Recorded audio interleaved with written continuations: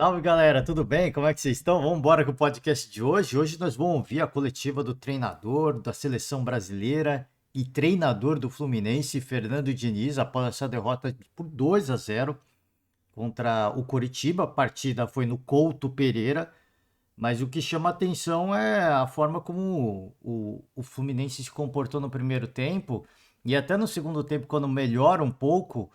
Ainda, cara, assim, eu um pouco caótico, sabe? Abusando de bolas aéreas. Isso já aconteceu há um período atrás, quando o Fluminense estava naquela fase um pouco ruim, abusando um pouco de bolas aéreas. Então, essa tônica volta a se repetir e não é o caminho, né? Para essa equipe do Fluminense não é o caminho. Óbvio que são contextos e contextos, e partidas. É importante a gente entender que tem adversários que vão te permitir o toque de bola, tem adversários que não vão permitir. Tem dias que o time tá bem e tem dia que o time tá mal. Mas essa fórmula já ficou evidente que não é um perfil assim, a cara do Fluminense. Não é um negócio que vai funcionar com o Fluminense. A gente já fica o convite aberto para você, torcedor do Fluminense, que vai ouvir ao final do podcast de hoje a coletiva do Diniz. Vamos chegar lá, vamos com calma, tá? Então, primeiramente, passando pela tabela do Campeonato Brasileiro, o Coritiba está perto de sair da zona do rebaixamento, chega aos 14 pontos e embola de vez esse grupo aqui, esse miolo, esse grupo de equipes que podem sair, que podem entrar. Exceção feita a América e Vasco, que ambas as equipes estão muito atrás. Mas quem diria, né? O Coritiba por um bom, assim, por umas boas rodadas, a gente até dizia que o Coritiba praticava o pior futebol do Campeonato Brasileiro, assim, disparadamente o pior futebol, treinado até então pelo Zago, né, Antônio Carlos Zago. E aí ele deu aquela coletiva, né, falando que não entra em campo e tudo mais. Tava acabando a sua saída, né? Tava acabando a sua saída, acabou saindo e curiosamente mudou muita coisa. Você vê que quando não tem clima, é um argumento que eu defendo. É uma tese que eu defendo. Eu não sou a favor da demissão de treinadores, mas a partir do momento em que não há mais uma sintonia entre comissão técnica e jogadores, não tem jeito. Não adianta você forçar uma situação porque não vai funcionar. É assim, aí é o prato cheio para os fiascos, né? Para os maus resultados para algumas equipes. O Vasco da Gama é uma equipe à parte, vive um momento absolutamente assim, bizarro. Absolutamente bizarro, tá? Vamos falar aqui Passar rapidinho pela matéria do Diniz. Se você. Eu sempre passo aqui pelo alguns trechos das falas do Diniz, a gente vai acabar ouvindo, mas você que eventualmente não tenha tempo de ouvir o Diniz, fica o convite para você deixar nos créditos. Eu esqueci a tabela do Campeonato Brasileiro pelo site do GE e todas as notícias esportivas também pelo site do GE. Já que eu voltei passar pela tabela, eu destaquei o Coritiba e o Fluminense está aqui. Não consegue voltar para o G6, está na sétima colocação com 25 pontos, os mesmos 25 pontos do São Paulo e do Bragantino. E aí, agora voltando, né? Se você eventualmente não tenha, você que eventualmente não tenha tempo de ouvir a coletiva, acessa lá o artigo do IGE, onde tem alguns cortes, né? Alguns recortes, algumas falas, algumas frases do Fernando Diniz. No título já destaca uma, né? A gente facilitou e de fato não tem muito o que interpretar, né? É um time que está na zona do rebaixamento, mas um momento excelente dentro da competição.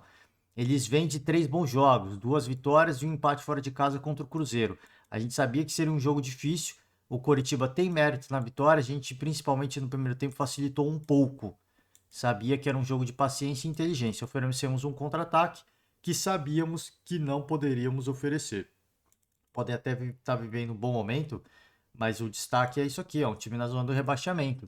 Por mais que você viva um bom momento, tecnicamente falando, o Fluminense é muito melhor. E eu não digo que tem a obrigação de vencer, mas tem a obrigação de competir mais.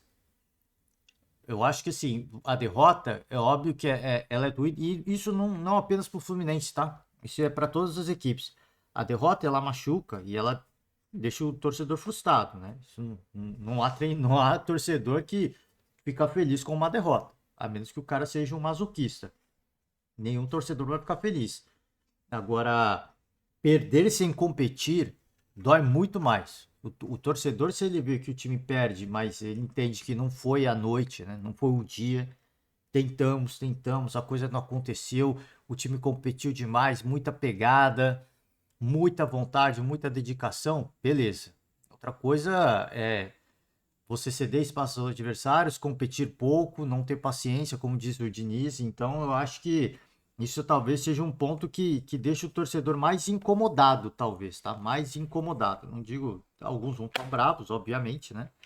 Mas eu acho que mais incomodados, que entendem que, pô, é a temporada, né? Tá puxado para todo mundo. Tem uns que tem, tem alguns torcedores, essas são as exceções, eles são um pouquinho mais comedidos, né, nas suas análises. E esses torcedores, o que deixam eles mais malucos é o equipe não competir. Eles têm entendimento que, pô, todo mundo vai oscilar, isso é normal, faz parte do campeonato, mas precisa competir. Eu acho que nessa partida o Fluminense ficou devendo nesse quesito, tá? Com todo respeito. A gente vai ouvir a coletiva do Diniz na íntegra, mas deixando o convite a você que eventualmente não tenha tempo, confere lá a matéria do GE. Vamos para as notícias que vão além dessa partida. Vamos primeiro de Mbappé, né? O Al Hilal se propôs a pagar pela compra do Mbappé. Acreditem se quiser, apareceu uma equipe disposta a pagar pelo Mbappé. É inacreditável, né? É inacreditável, mas tem um mas. Mbappé não se seduz com a oferta do Al Hilal e deseja ficar na Europa. Personalidade do atleta. O cara é campeão de Copa do Mundo, ele tem um título e um vice-campeonato de Copa do Mundo. Ele já ganhou muito dinheiro nessa temporada, nessas últimas temporadas no PSG. Dinheiro para ele não é algo que vai fazê-lo sair da Europa, até porque ele é muito jovem ainda. O Mbappé é muito jovem. Vamos lá. O atacante não deve aceitar a oferta do Al Hilal e ser mais uma estrela a jogar na Arábia Saudita. Os possíveis 200 milhões de euros em ganhos anuais, cerca de 1 bilhão de reais, não seduziram um jogador que espera continuar na Europa. A novela sobre o futuro do camisa 7 do PSG, portanto, deve se arrastar até o fim da janela de transferências. Eu vou fazer uma piada aqui, mas com todo respeito, tá? Vai ter time no Brasil que é capaz de fazer uma oferta para ele, viu? E assim, óbvio, eu tô rindo para não chorar, tá? Eu não tô fazendo piada, não. É capaz de acontecer, tá? É capaz de acontecer. As informações são da imprensa espanhola e do jornalista especializado em mercado de futebol, Fabrício Romano. De acordo com o repórter, não há qualquer conversa entre Mbappé e o Al Hilal. O PSG teria aceitado a proposta de 300 milhões de euros, mas não pode obrigar o atacante a fazer o mesmo.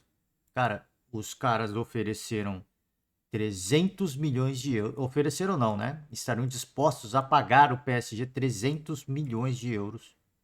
Que eu acho que por menos o PSG venderia. E 200 milhões anuais para o Mbappé. Assim, tá chovendo dinheiro, né?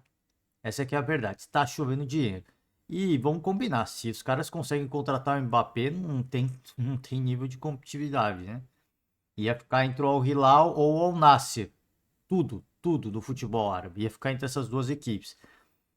Mas não pode obrigar uma operação desse tamanho, só é concluída quando as três partes concordam, jogador e os dois clubes envolvidos. Muito provavelmente não deve acontecer, porque o Mbappé é um atleta de apenas 24 anos e é um cara que está feito na vida. Se você é um cara de 24 anos que passou por clubes medianos e pequenos e nunca ganhou razoavelmente bem, você aceitaria sem pensar. O Mbappé não precisa disso, já ganhou muito dinheiro e vai ganhar muito mais, tá?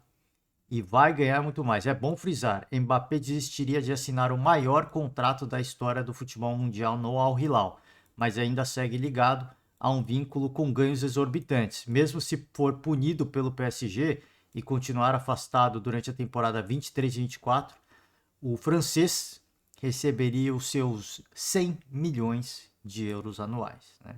O Al Hilal queria apenas dobrar esse valor. Ele ganha 100 mil, ganharia 200.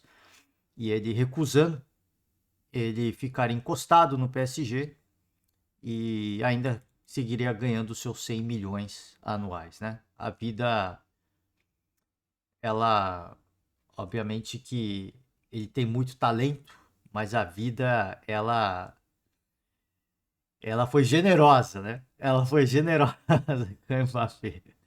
Vamos ver, cara. O atacante deve esperar até os instantes finais da janela de transferências, que se encerra no dia 1º de setembro, para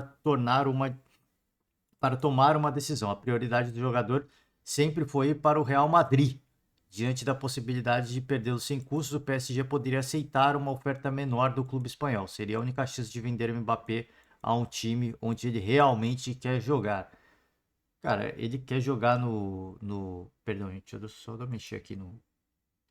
Ele quer jogar no Real Madrid. E eu fico me perguntando a loucura que seria esse Real Madrid com o Mbappé. A loucura que seria. Seria algo... Não consigo descrever em palavras, né? Seria puro encantamento. Seria puro encantamento. Vamos embora. Rescisão do Luan. Aconteceu. Tá? Aconteceu. E eu ouvindo a Rádio Transamérica, o José Calil falou: a violência venceu. A violência venceu. E eu concordo com o Calil. A violência venceu. Os caras foram lá, no motel, intimidaram o Luan. E ele aceitou rescindir com o Corinthians. Ele aceitou rescindir com o Corinthians. Então, palavras de José Calil, tá? E eu faço coro com José Calil, que é conselheiro do Santos e grande comentarista da Rádio Transamérica. A violência venceu, né? Lamentavelmente. Empolgação por ter reforço, a empolgação virou frustração, né? Disparada. A pior contratação da história do Corinthians, no meio de tantas outras, mas essa foi a pior disparada. 9 gols e rescisão antecipada. O Luan custou cerca de 66 milhões de reais ao Corinthians, tá? Em dezembro de 2019, o Corinthians concretizava um antigo sonho do ex-presidente André Sanches e assinava com o Luan, destaque do Grêmio, melhor jogador das Américas em 2017. Foram 4 temporadas e meia no clube de coração. É curioso que é o clube do coração do Luan, né? 9 gols, algo em torno de 66 milhões desembolsados pelo Corinthians. E a sensação de alívio, certamente a sensação de alívio, ela é imensamente maior, infinitamente maior por parte do Corinthians do que para o Luan, tá? O custo do Luan. O Corinthians anunciou a compra dos 50% dos direitos do Luan por 5 milhões de euros na época, né? Na época não, foi esse valor e na época a cotação da época era cerca de 22,7 milhões de reais, com a ajuda de um patrocinador. Meses mais tarde, quando o balanço financeiro foi divulgado, descobriu-se que a negociação com o Grêmio, na verdade, teve custo de 28,95 milhões. A relação custo-benefício eu não preciso nem falar, né? O Meia chegou com um contrato de 4 temporadas, recebendo 800 mil mensais. Considerando os meses em que esteve no Timão, o custo ultrapassa 37 milhões com os pagamentos. Então, 37 milhões de pagamento de salário, mais esse valorzinho singelo aqui que foi a transação, a compra dos 50% dos direitos econômicos do atleta. Ao todo, considerando os valores gastos com aquisição e manutenção do jogador, o Corinthians desembolsou algo em torno de 66 milhões. Os valores não incluem gastos com impostos, encargos trabalhistas e premiações por metas alcançadas, que, individualmente falando, não teve muitas metas, né? Mas, em termos esportivos, não sei quais foram as metas, né? Teve coisa aqui, porque está destacado na matéria, teve coisa aí que ele recebeu. Foi o melhor jogador das Américas com a camisa do Grêmio, não entregou o esperado. O Meia decepcionou ao disputar 78 jogos, marcar apenas 9 gols e distribuir 5 assistências aos seus companheiros de trabalho. Tá? Então, vamos ver se tem mais alguma coisa. Ele chegou a atuar no Santos. O Santos pagava 100 mil, cara. O Santos... Nossa, cara... É lamentável, né? É lamentável. Quando o Luan foi emprestado ao Santos, o Santos pagava 100 mil e o Corinthians arcava com 700 mil. É bizarro, né? É bizarro. O destino do Luan, a rescisão aconteceu porque o destino do Luan é certo e encaminha retorno ao Grêmio. O Renato, em sua última. Não na última coletiva, mas aquela coletiva que ele fez, que não foi no jogo, que ele falou especificamente de Soares, ele falou um pouco do Luan e ele deixou ali bem nas entrelinhas que era uma possibilidade. A gente até um dia antes, se eu não me engano, a gente ouvimos a coletiva do Renato aqui, e um dia antes, se eu não me engano, a gente viu uma matéria do GE que a direção do Grêmio não estava animada, porque ele tá sem trabalhar, né? Ele não tá jogando, ele não tá com ritmo de jogo. Mas, aparentemente, após receber os dados do Corinthians e do preparador físico do Luan, o Renato aparentemente gostou e eu acho que aprovou. Pelo que eu ouvi do canal do Farid Germano Filho, deixando os créditos aqui, canal do YouTube do Farid, o Grêmio vai pagar cerca de 50 mil. Cerca de 50 mil. Não sei se ele falou em tom de brincadeira, porque eu não vi na íntegra, né? Na íntegra, eu ouvi apenas um corte. Cerca de 50 mil, o que eu acho muito. E já falei várias vezes aqui. 50 mil eu acho muito, mas dá para bancar para um clube de futebol, né? Eu, pessoa, não consigo pagar. Nem 1.000 anos. Mas se eu fosse, se eu fosse presidente do clube, eu falava, pô, 50 dava pra pagar. Se eu fosse conselheiro, eu não ia aprovar. Confesso a vocês que nem por 50 mil eu aprovaria. Ia precisar de muitas condicionantes de contrato para aprovar como conselheiro, conselho gestor, né? Sou conselho gestor. Ó, gente, quero contratar o Luan. Tá, quanto que é? 50 mil. Não, pera. 50 mil, mas eu quero várias cláusulas aí.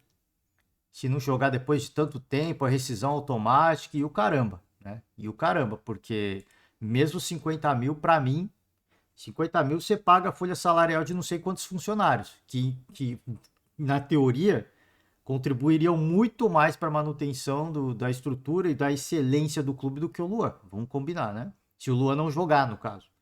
Se o Luan não render. Tá? O Renato está convicto de que ele pode recuperar o atleta e assim eu espero, torço muito, porque quem viu o Luan jogando, muita gente nem lembra, né? Mas quem viu o Luan jogando aquela Libertadores com o Grêmio, os Jogos Olímpicos também, foi um dos melhores, se não o melhor jogador da conquista do Ouro Olímpico. Baita jogador, cara. Baita jogador. Eu sempre falo aqui, ninguém com aquele talento desaprende a jogar bola. Não é possível. Ah, aqui, ó, tem aqui, né? Os vencimentos do mês ficaram nas casas. Pô, ele ganha 800 mil no Corinthians e ele vai ganhar 50 mil no Grêmio. Ele é aguardado em Porto Alegre entre segunda e terça-feira. Faltam apenas as oficializações do distrato com o Corinthians, que deve acontecer ainda nesta segunda-feira. Tem aqui mais detalhes da rescisão. Eu acho que ele abriu mão de receber o que faltava e ele só tem que receber o que ficou pendente, né? Em termos de encargos e tudo mais. Eu não sei como é que tá direito de imagem, provavelmente tem coisa atrasada, CLT, fundo de garantia deve ter coisa atrasada também. Então ele só fica pendente de receber algumas coisas, né? E fora o famoso, deve ter algum cala-boca, né? É o famoso cala-boca. Você paga uma grana a mais, só aquele valor singelo, né? Talvez um valor de um salário a mais. Tá aqui, então vai embora, segue sua vida e a gente segue a nossa aqui, pelo amor de Deus, tá? Sobre o Flamengo fez uma proposta oficial ao Zenit para a compra do Wendel. A oferta está na casa dos 67 milhões de reais e o Flamengo está otimista. Eu acho que a compra do Wendel ela é mais possível do que a do Claudinho. A do Claudinho eu acho muito complicado pelo que o Flamengo ofereceu, tá? Pelo que o Flamengo ofereceu. O Flamengo está se propondo a pagar o mesmo que o Zenit pagou. Né? Isso não existe. Não existe para o Zenit, né? Para o Flamengo é um valor absurdo e para o Flamengo existe, é o que é viável. Para o Zenit não tem a mínima possibilidade, eu acho. Pô, os caras querem pagar o que a gente investiu, nem, sabe, um pouquinho a mais, é difícil. Né? Ainda mais com os russos, com o Zenit que não precisa de dinheiro. Vamos combinar, tá? Vambora, ofereceu cerca de 13 milhões de euros por 100% dos direitos econômicos do volante. E com o Claudinho, se eu não me engano, também é 100% dos direitos econômicos. Então acho que a negociação com o Claudinho não vai rolar, tá? Tendo o jogador como alvo e vendo a negociação com o Claudinho ficar cada vez mais difícil, o Flamengo optou pela compra do volante Wendel, que foi preterido, foi sondado pelo Palmeiras, tá? Na negociação com o Palmeiras, o Zenit pediu cerca de 20 milhões de euros. O Flamengo está ciente do alto valor e, apesar da primeira proposta ser em valor inferior, o clube já admite a possibilidade em aumentar um pouco a oferta. O Zenit pediu 20 ao Palmeiras, o Flamengo ofereceu 13. Por 13 os caras não vão fechar, né? Eu acho que por 15, 16, eu acho que eles aceitariam. E aí vai ser um bagulho para a torcida do Palmeiras ficar maluca, né?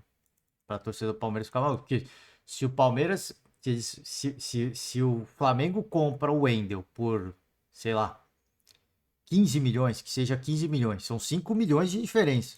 Aí o diretor de futebol e a presidente do Palmeiras vão ouvir até não poder mais, né?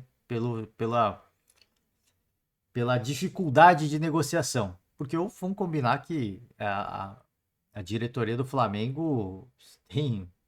Se tem alguém que sabe negociar, essa é a diretoria de futebol do Flamengo, né? Os caras sabem negociar bem. Vamos embora aqui, dias de impasse, poucos dias do fim da janela. Claudinho e Wendel dos Andes são os nomes na mesa até o momento, como eu falei. Eu acho que até a oferta oficial pelo Wendel sinaliza que o Flamengo muito provavelmente entende já que a questão do Claudinho é impossível. É praticamente impossível. E não, pouco importa o interesse do atleta. A gente já falou sobre isso aqui. Com os russos, não importa. Sabe todos os memes que você vê sobre o russo? Aqueles memes, óbvio que muitos são folclóricos, mas muitos daqueles memes existem por um motivo. Porque os caras são difíceis, né? É difícil de negociar com os caras. Ainda mais se eles têm dinheiro. Isso eu tô falando de russo. Você negociar com qualquer um que tem dinheiro, o cara não precisa do dinheiro. Então você vai barganhar com ele. Ô, tô te oferecendo tanto pelo Claudinho, é o mesmo que você pagou. Tá, e daí? E daí? Daí que você pode ganhar um pouco, né? Então, mas eu não preciso de dinheiro. Não, quem disse que eu quero ganhar? Se você pagar mais, eu penso. Se você não pagar mais, não tem negócio, né? O problema de negociar com o rico é isso, né? Esse que é o problema de você negociar com quem tem dinheiro também, com quem tem mais dinheiro, né? Porque o Flamengo é o mais rico do Brasil e você está negociando com alguém que é mais rico que você. Então é realmente muito complicado, mas o Wendel eu acho que pode rolar de verdade. Por 13 não. Se eles pediram 20 pro Palmeiras, por 13 não vai rolar. Por 100% de direito dos atletas, muito, muito difícil. Mas uns 15 eu acho que os caras mordem, né? Os caras pegam. Talvez, tá? Talvez. Vambora. Aqui sobre a seleção brasileira, a gente fez um podcast ontem, eu vou passar rapidinho, tá? Que depois a gente ainda grava um podcast de Copa do Mundo. Aliás, sacanearam com a Nova Zelândia, hein? Teve jogo entre Nova Zelândia e Filipinas. A Filipinas venceu. Primeira vitória da história das Filipinas na Copa do Mundo. E o problema é que a Nova Zelândia foi sacaneada porque elas fizeram o gol do empate. E aí os caras soltaram aquele árbitro de vídeo, aquele 3D, né? Das linhas de impedimento. Não tinha impedimento, cara. Não tinha impedimento. A própria gráfica, e os caras liberaram isso pra gente ver, o público ver. Eu não sei como os caras não têm vergonha de liberar uma parada daquela, né? Eu não sei como, mas enfim, né? Você vê que a arbitragem ruim e VAR ruim tem em todo lugar, não é só no Brasil não, tá? Não é só no Brasil não. Eles fizeram ali uma coxambrada ali no 3D da parada para dizer que estava impedido. Aquilo lá, nem a maior tecnologia você consegue pegar, porque toda tecnologia tem a margem de erro. Aquilo que apareceu pra gente, a margem de erro, você me desculpa. Ninguém vai me convencer que aquilo lá tá dentro da margem de erro, tá? Ninguém vai me convencer daquilo lá. Mas enfim, era sacaneado, mas vamos falar. Agora é a hora de Brasil. Mais tarde a gente fala dos jogos da rodada, tá? O Brasil venceu por 4-0 o Panamá, uma exibição de gala, né? De gala. E aqui as palavras da Pia, né? Mantenham a alegria, jogaram com muita alegria, foi bonito. Estou muito satisfeita com tudo que fizemos até agora. Nos preparamos muito bem. E como já disse, não sabia como as jogadoras mais jovens jogariam hoje, convivendo e conversando no pré-jogo, com elas nos vestiários e durante as refeições. Sei que é uma equipe feliz. Isso é um bom começo. Se a gente mantiver essa alegria, que é contagiosa, será muito importante. Quando não joga bem, como lidar? Não temos essa situação. Todas jogaram bem e isso vai passar para o próximo jogo. Eu acredito muito no que a Pia falou. continuar jogando com alegria, focado, né? Não pode perder o foco, mas a exibição do Brasil não foi por acaso. É um time focado, tá feliz, que tá contente, todo mundo tá jogando junto, não tem vaidade. Foi bonito de ver, tá? Foi bonito de ver. Se você não viu o jogo, eu faço convite para você ouvir o nosso podcast da rodada da Copa do Mundo. Eu falo um pouquinho mais sobre esse jogo. E aqui sobre Ari Borges, né? A lendária Ari Borges, que marcou 3 gols, apenas 3 gols, e deu uma assistência. Ela, obviamente, foi eleita a melhor em campo, né? Ela, obviamente, foi eleita a melhor em campo. Não tinha como ser outra atleta. E aqui ela falando sobre a Marta, né? Ela não tem a dimensão do quanto a gente a admira. Deve ser um negócio muito louco, né? Se jogar do lado da Marta, velho. Eu não consigo nem imaginar, né? Não consigo nem imaginar. Cara, imagina você jogar do lado de uma lenda, né? E de uma lenda. A mesma coisa assim, os atletas de Portugal, os atletas da Argentina, os caras que jogam com o Cristiano Ronaldo, que jogam com o Messi, cara, assim, não dá para mensurar o que é jogar ao lado de uma lenda, né? E eles, obviamente, eles estão fazendo deles. Eles são pessoas comuns, só que atletas com um talento infinito, né? E para eles, cara, normal, né? Normal. Eles não têm noção, eles nunca vão ter noção, né? Porque a idolatria é algo absurdo, tá? Ganhou o prêmio das mãos da Marta, deve ter sido. Ganhou 2 prêmios, né? Ganhou o troféu de melhor do jogo e ganhou o troféu das mãos da Marta. Então foram 2 prêmios para a Ari Borges, que, aliás, que partidaça, né? Ela arrebentou com o jogo. Ela arrebentou com o jogo. Vamos para a coletiva do Diniz, agora sim, para fechar. Tá Fluminense Futebol Clube, deixando a rima para você, o canal oficial do Fluminense no YouTube, Fluminense Futebol Clube. Primeiro convite para você se inscrever, como eu sempre faço, tradicionalmente faço, você, torcedor, eu não preciso nem falar, mas tem torcedor que ainda não se inscreveu. Simpatizante, fã do esporte, fã de Fernando Diniz, se inscreve no canal do Fluminense, não só do Fluminense, mas de todas as TVs, de todas as camisas. Curte o vídeo se você gostar das palavras do Diniz e vamos embora, tá? Vamos com, sem mais delongas, vamos com as palavras do Diniz. O Fluminense completou mais um jogo sem vencer fora.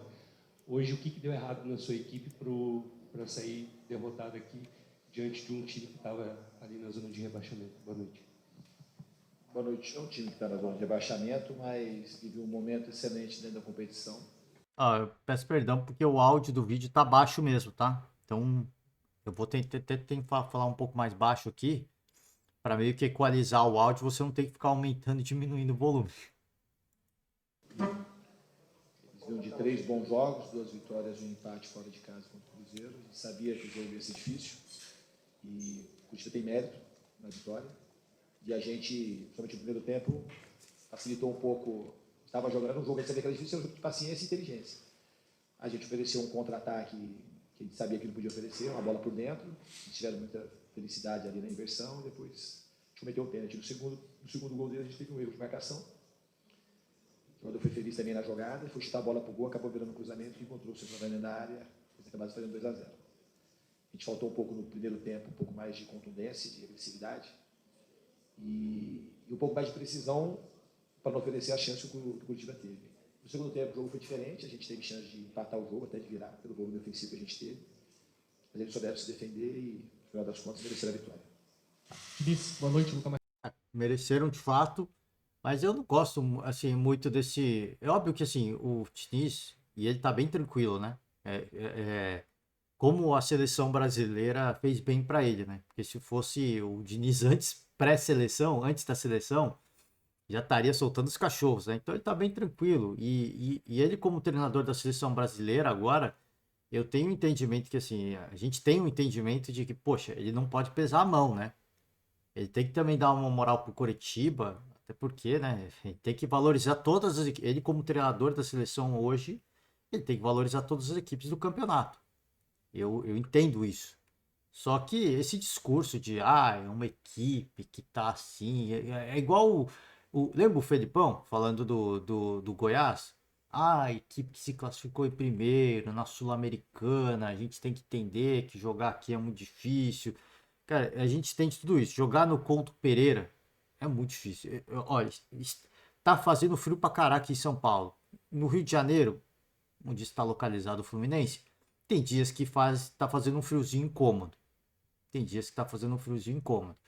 Você imagina jogar no Couto Pereira, no Paraná. Eu ia falar Panamá, no Paraná.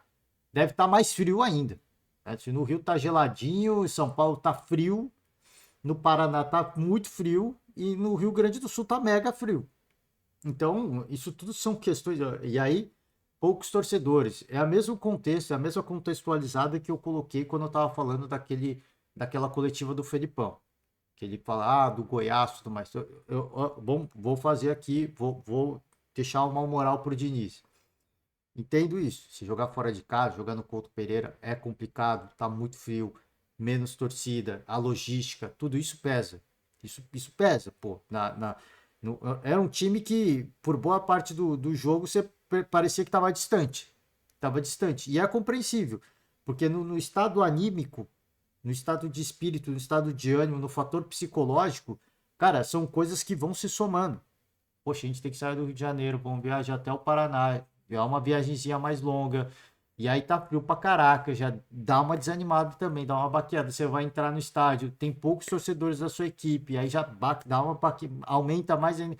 Então vão se somando fatores que no final, para você fazer uma grande exibição, poxa, os caras precisam estar com a cabeça. O Diniz tem que fazer um trabalho de mobilização no vestiário que tem que ser uma loucura. Para os caras entrar pilhadão, falar final de Copa, vambora, vamos arregaçar.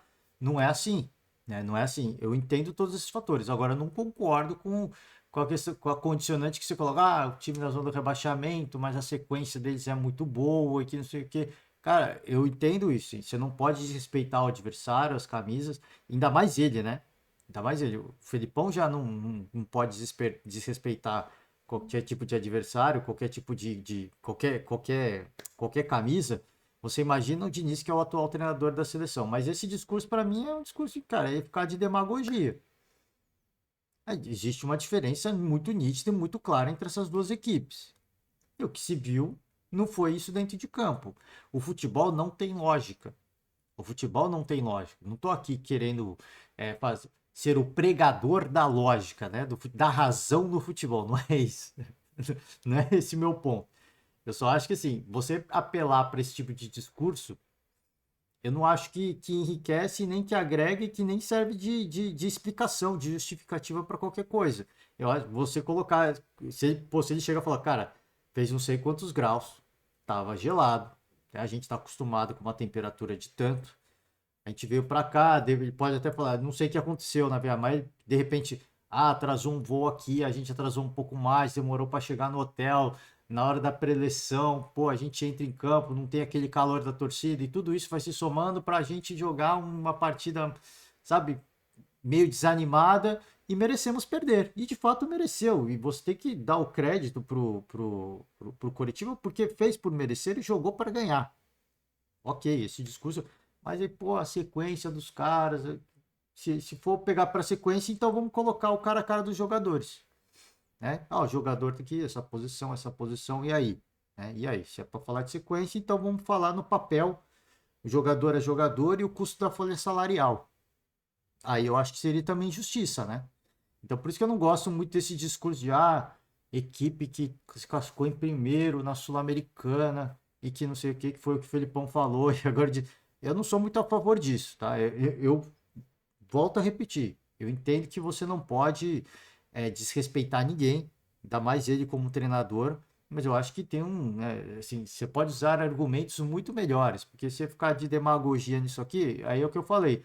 Aí alguém oportunista vai pegar e falar, então, Diniz, a folha salarial do Coritiba é tanto, a do Fluminense é tanto, o Fluminense traz o Marcelo, que é um jogador de um nível internacional, um baita jogador, tá? Se a gente comparar jogador por jogador, o que cada um fez na carreira, o quanto que cada um entregou, o potencial de cada um, seria injustiça, né? Seria injustiça, seria muito oportunismo alguém pegar e fazer isso. Então, eu acho que também colocar essas condicionantes, com todo respeito ao Coritiba, eu acho que não é uma condicionante suficiente para você justificar que foi um jogo ruim, né? Só isso. Mas que mereceu, mereceu. Porque competiu. E o Fluminense, ao que faltou ao Fluminense? Faltou competir, só isso. Mas pegamos um time na zona de rebaixamento? Sim. Resultado ruim? Foi péssimo. Tem que falar a verdade pro torcedor. Tem que mandar real. Foi péssimo, pô. A gente pegou um time que tá na zona de rebaixamento. A nossa chance de voltar pro Z6. Z4, talvez, né?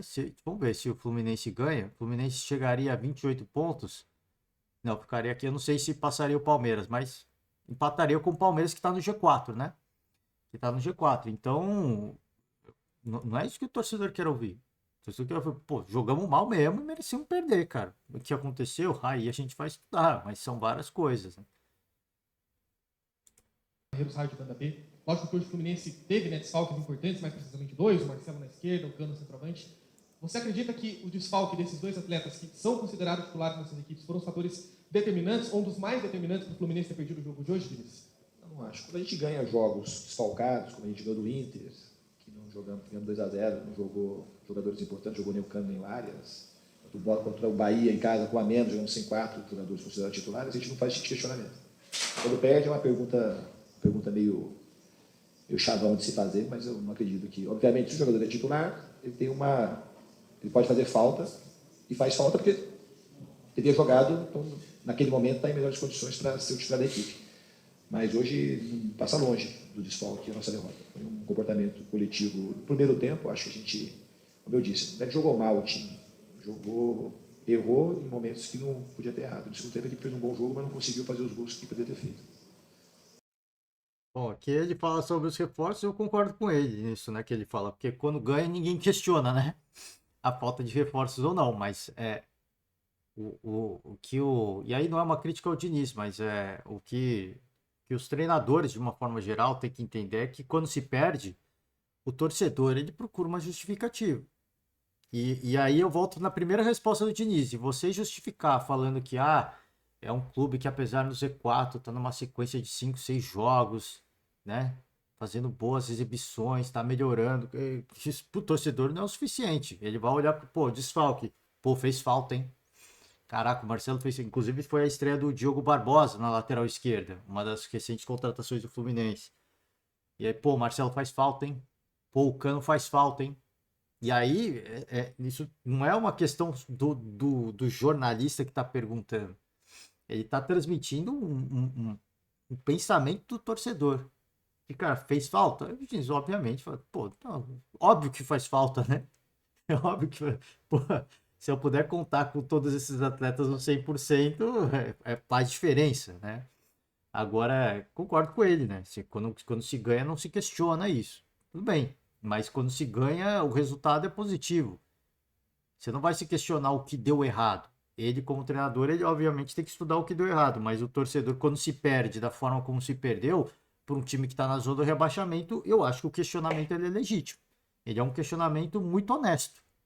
Você, pô, perdeu, o jogador, o Cano, o Marcelo fez falta? As palavras do Diniz, óbvio que faz, mas não no contexto, né? Pelo segundo o Diniz, o time foi bem nos erros individuais, acabou sendo punido. Eu não tenho a mesma visão. Eu acho que o time faltou ser um pouco mais competitivo e quando estava até. A gente pode até dizer, pô, no segundo tempo até deu uma crescida, mas eu acho que do outro lado também o Coritiba diminuiu. Tava com 2 gols já feitos no primeiro tempo, cara.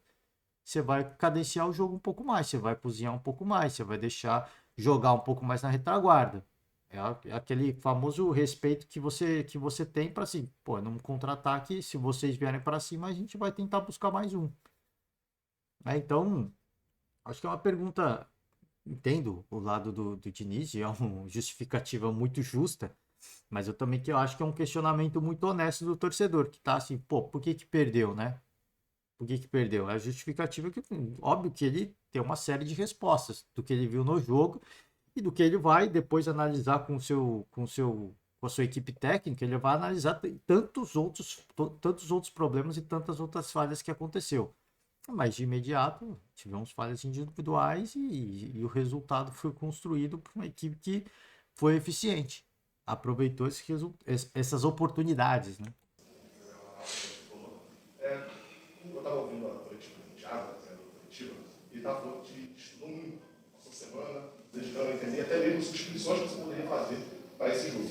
E de início de jogo, a gente estava lá na cabine da imprensa, tendo uma visão legal de cima, a gente viu um Coritiba que desde o início do jogo se fechou no seu campo e tinha um claro objetivo das bolas longe do boxe, até o seu conceito na conta também.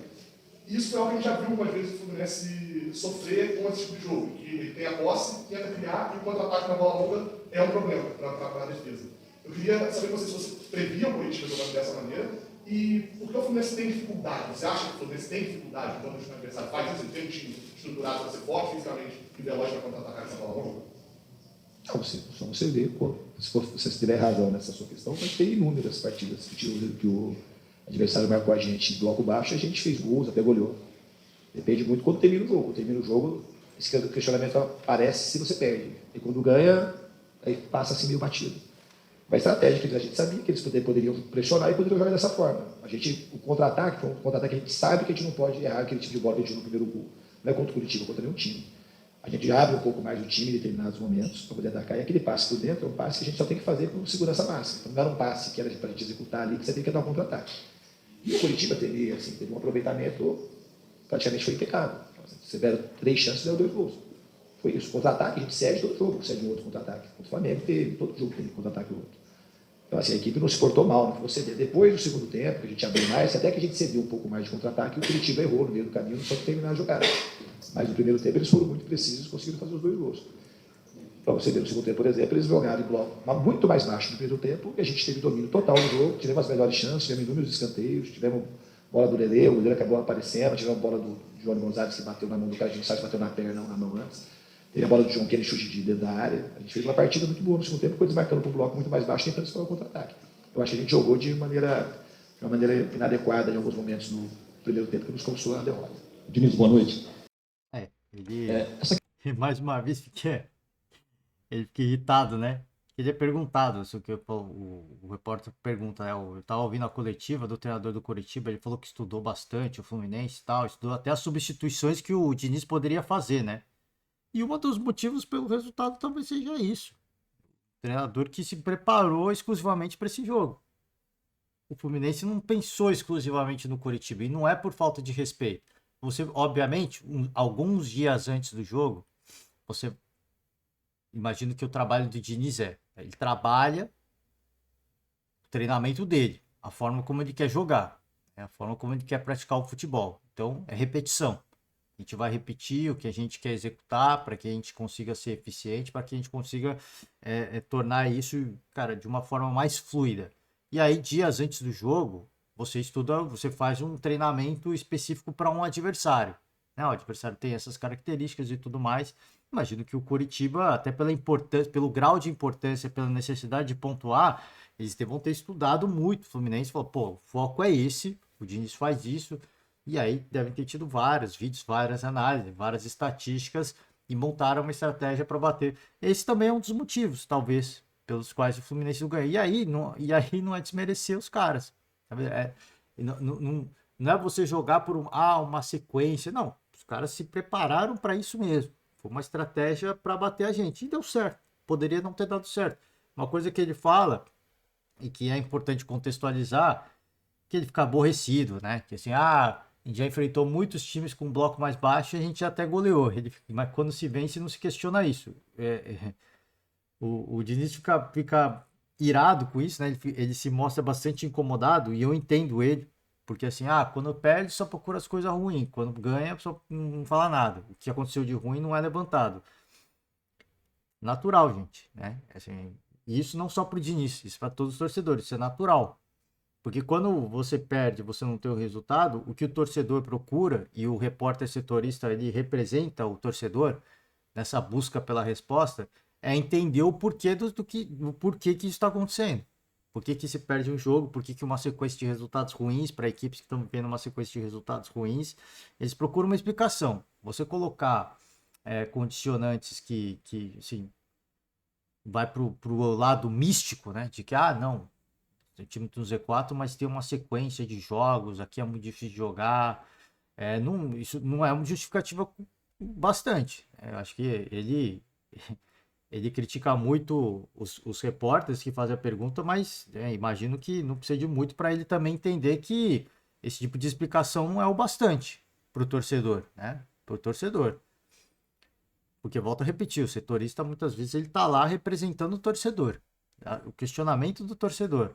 Então, talvez se você der uma justificativa mais, com mais embasamento e mais números, talvez para o torcedor isso seja talvez convença o torcedor.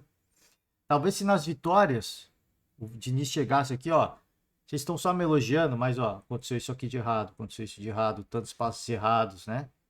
Porque aí você, em vez de exaltar a vitória e deixar o torcedor eufórico, você mostra pro torcedor a realidade, ó, tá vendo? Aquele jogo contra o Coritiba, aconteceu isso aqui. Nesse jogo contra o Flamengo, ele citou o jogo contra o Flamengo, tomou muitos contra-ataques do Flamengo, aconteceu isso aqui. E a gente não perdeu, né? A gente não perdeu.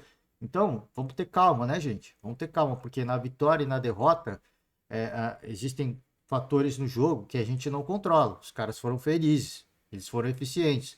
O Flamengo não foi. E a gente foi mais feliz nisso aqui. Ali a gente teve azar. Aqui a gente foi bem. Ali a gente foi mal.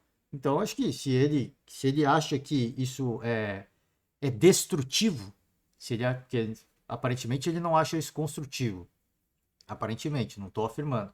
Aparentemente ele não acha construtivo buscar uma resposta para um problema. Quando se perde, né? Quando se perde. Óbvio que ele deve achar mega construtivo procurar problemas, porque ele tem que corrigir, mas quando se perde, né? Você ressaltar os problemas quando se perde, aparentemente ele não acha construtivo. Porque ele fala, porque nas vitórias isso não é questionado. Então eu acho que ele poderia fazer isso, até como uma forma construtiva, nas vitórias de, olha, isso aqui vocês estão comemorando, a gente ganhou de 3-0, mas olha a quantidade de erros aqui, ó. Aconteceu isso, aconteceu isso aqui, tantos erros de passe, chutes errados, aproveitamento de chutes a gol foi pífio, né? Mas ele não faz isso também. Quando se ganha, ele também quer comemorar. Então, acho que esse questionamento, eu entendo a frustração dele e eu falo mais de uma vez aqui. Se eu fosse torcedor, talvez eu ficasse mais. Tomaria gancho do STJD todo jogo, porque porque eu ia mandar todo mundo para aquele lugar mesmo. Eu entendo isso, mas eu não sou treinador, então eu posso falar. Esses questionamentos, eu entendo 100% a frustração do Diniz, de ficar ouvindo sempre as mesmas coisas, sempre. Mas que fala assim, se ele gosta de sempre falar assim, na vitória ninguém fala isso. Tá, se ninguém fala isso na vitória, então acho que cabe a ele ser como é que eu assim, educativo, né? Foi, torcedor, né? Não precisa nem ser em coletivo, grava um vídeo depois, né? Com calma, torcedor, vocês que estão comemorando aí, ó, para depois, quando a gente perder, vocês não vier sentar madeirada no time. Isso aqui, ó, a gente ganhou, mas uma série de problemas. E esses problemas aconteceram em outras partidas que a gente perdeu. Essa partida, por exemplo, né? E aí, ele como com essa experiência, né? Ele é psicólogo, por isso ele poderia. E eu não tô ironizando, não, tá? Isso aqui não é uma ironia. Você pode estar até achando, pô, tá ironizando, né? Que filha da mãe. Não estou ironizando. De uma forma bem didática, mostrar pro torcedor, porque aí imagino esses questionamentos vão minimizar. Minimizariam esses questionamentos que irritam tanto o Diniz, tá? É isso, gente. Eu vou finalizar o podcast de hoje. A derrota, assim, se a gente avaliar no contexto, ela faz parte da trajetória de qualquer equipe. De qualquer equipe. Você perder para um time como Curitiba, que nesse caso não tô falando que o time é ruim, tá? Não é nesse o ponto. Como Curitiba, eu digo, é um time que está na zona do rebaixamento, ou brigando para não cair. Isso é absolutamente normal. Em qualquer campeonato brasileiro. A gente vira e mexe e vê campeonatos onde o líder não consegue vencer ou até perde de um lanterna, ou de um time que está no Z4. Isso é extremamente comum. Isso é extremamente normal, é um processo natural. Eu não vejo isso como um problema. Agora, o que eu falo, a gente repercute a coletiva muito em conta, assim, da frustração do torcedor. Tipo, aconteceram erros, tá, mas os erros aconteceram, o que a gente fala, pô, o erro ali, a gente só pode fazer aquele passe, aquela saída de bola quando tiver 100% de aproveitamento. Então, por que aconteceu, né? São coisas que o torcedor... É óbvio que no jogo, ninguém vai... Você vai falar, pô, aconteceu porque o cara quis tentar e ele estava seguro. Só que não foi bem assim, né? Não, depois, depois que dá a merda, se a gente pode dizer assim, fica evidente que não estava seguro, mas enfim, né? Enfim, eu acho que assim, voltando ao raciocínio, é absolutamente normal. O questionamento do torcedor que eu falei, eu acho muito honesto, né? É legítimo o questionamento do torcedor, não só do Fluminense. Esse é o questionamento de todas as torcidas, de todas as camisas, de todos os escudos. Né? Quando um resultado como esse acontece, sendo que você tem um time que teoricamente é mais forte, com um trabalho muito mais longevo, e você não conseguir nem contestar, né? Porque talvez o que machuque mais é olhar no dia anterior e ver que o Botafogo buscou um empate contra o Santos. Ali são duas equipes em momentos distintos e que tecnicamente são duas equipes que existe um abismo técnico, né? Vamos combinar. Não adianta a gente ficar também aqui e falar, ah, não, o Santos tem time para brigar pelo topo do Campeonato Brasileiro com o Botafogo. Não tem. E ali o Botafogo estava perdendo por 2-0. E ali o Botafogo foi buscar um empate heróico. E aí eu acho que é mais nesse sentido que as perguntas vêm para o Diniz, que o questionamento vem para o Diniz. Poxa, a gente viu o Botafogo, fez um jogo ruim, um processo absolutamente normal no Campeonato Brasileiro. Normal. Pô, tomar 2 gols do Santos, normal. Eu não acho isso uma parada de outro planeta. Mas ali o time foi buscar, ali o time competiu. Ali, pô, tá 2-0, agora é a hora, mano. Tipo, os caras encontraram e deram a volta por cima. O Fluminense, beleza. O Diniz até ressalta um pouco, pô, o Lelê tentou, o Ione também, inclusive o Ione voltando ao time, né, deixando também um destaque, ele também tentou e tudo mais, tá, mas aí o questionamento do torcedor, e isso deve deixar o Diniz maluco, né, porque um time é um time, outro time é outro time, mas é a comparação natural que existe, né, isso faz parte do processo. Por que você olha um Botafogo, um Santos e Botafogo, um time que estão separados tecnicamente por um abismo, né? Mas foi um jogo que o Botafogo não foi bem e buscou empate. Você pega Coritiba e é o mesmo contexto, hein? O mesmo contexto. Você vai fora de casa, você pega Coritiba e Fluminense, duas equipes que estão separadas por um abismo técnico, toma 2-0 e não conseguiu nem fazer um gol para minimizar, né? Para pelo menos incendiar o jogo.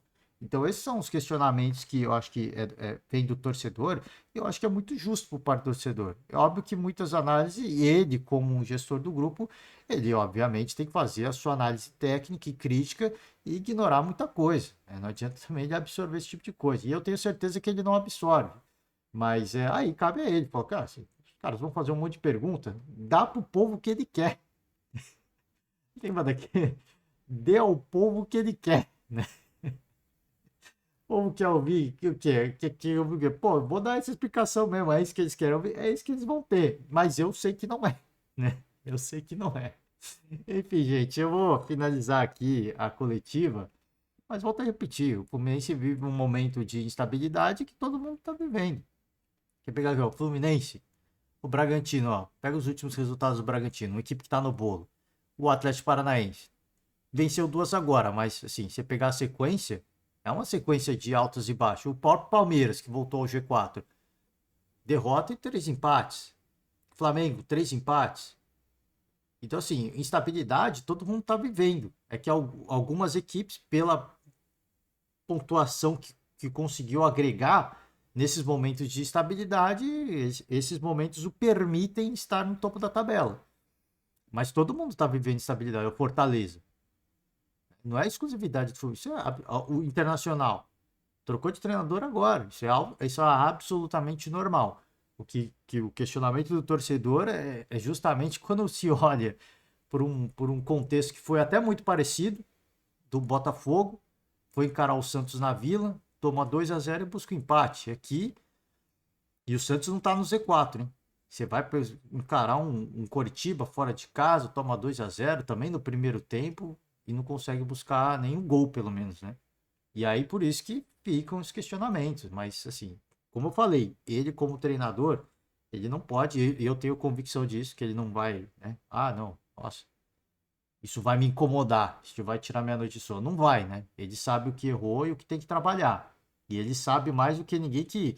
O Diniz mais do que ninguém tá vendo isso aqui. A sequência de todo mundo, ele tá vendo que a sequência de todo mundo é ruim. Ninguém tá assim, quem que tá ganhando tudo? Só o Botafogo tava ganhando, o Botafogo e o Grêmio, né? Tá fazendo um negócio do campeonato mais à parte, né? Teve uma derrota aqui, mas já ganhou. O Botafogo empatou o último jogo, mas vem de uma sequência absurda de vitórias. Então, assim, tirando um ou outro, ele sabe melhor do que ninguém. Aí trabalhando na calma mesmo, assim, na tranquilidade. Ele tá mais calmo. Ele tá menos temperamental. Mas ainda assim tem perguntas que incomodam. E eu entendo, tá? E eu entendo. Só acho que ele poderia ter um pouquinho mais de paciência.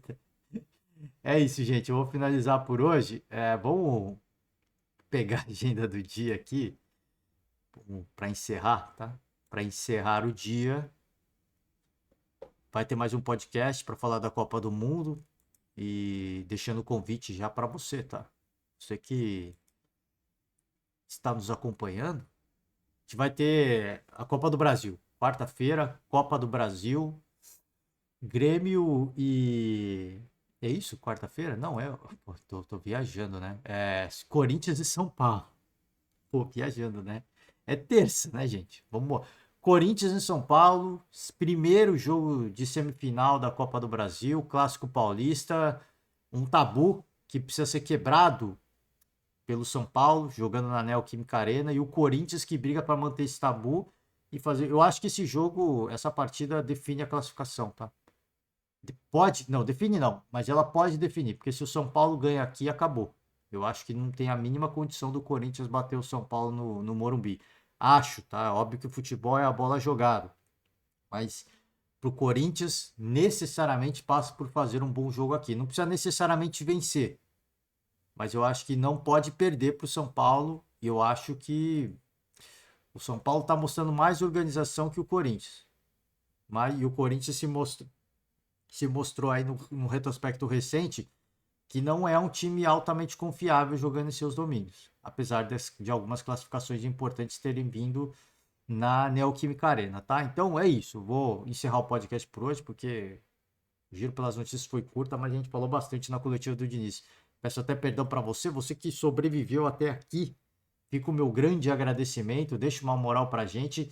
E mais uma vez eu faço convite. Mais tarde a gente vai gravar o podcast com o resumo da Copa do Mundo. Já tivemos uma vitória da Colômbia, tivemos uma vitória da Filipinas para cima da Nova Zelândia e tá rolando agora Suíça e Noruega. Após a rodada a gente grava esse podcast de Copa, tá? Encerro por hoje. Muito obrigado, um forte abraço e até mais tarde. Tchau.